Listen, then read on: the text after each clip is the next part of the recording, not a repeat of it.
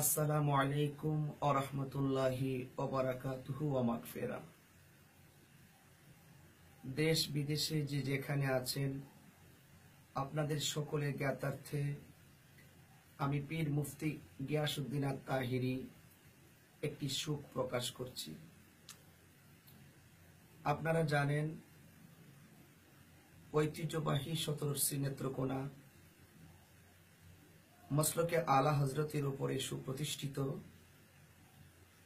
রেজবিয়া দরবার শরীফের প্রতিষ্ঠাতা আল্লামা শেরে গাজী আকবর আলী রেজবি রহমতুল্লাহ আলাইয়ের সুযোগ্য বড় সাহেবজাদা আল্লামা সদরুল আমিন রেজবি হুজুর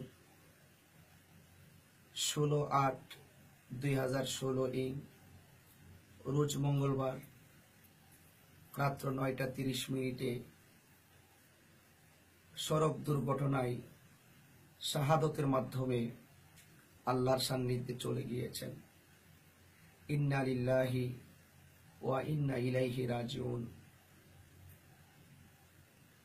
ঐতিহ্যবাহী ব্রাহ্মণবাড়িয়া সদর চাঁপুর ফয়েজিয়া দরবার শরীফের পক্ষ থেকে আমি আন্তরিকভাবে সমবেদনা জ্ঞাপন করছি।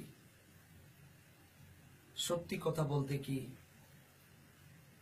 16ই আগস্ট আমি যখন মাধবপুরের উদ্দেশ্যে মাহফিলের জন্য রওনা হয়েছি, হঠাৎ করে যখন রাত্র 10টা 15 শুনতে পেলাম রেজবিয়া দরবার শরীফের বর্তমান গদ্দিনিশীন আল্লামা সদরুল আমিন রেজবি হুজুর সড়ক দুর্ঘটনায় লক্ষ লক্ষ কোটি কোটি ভক্তবৃন্দদেরকে সুখের সাগরে ভাসিয়ে চলে গিয়েছেন, তখন নিজেকে আর সামলাতে পারিনি, নিজেকে আর মানাতে পারিনি। ইসলামের সঠিক রূপরেখা প্রমাণে কোরআন সুন্নাহর আলোকে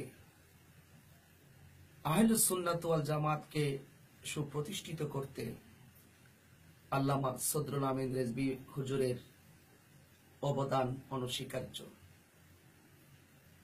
মহান আল্লাহ পাক রব্বুল আলামিনের কাছে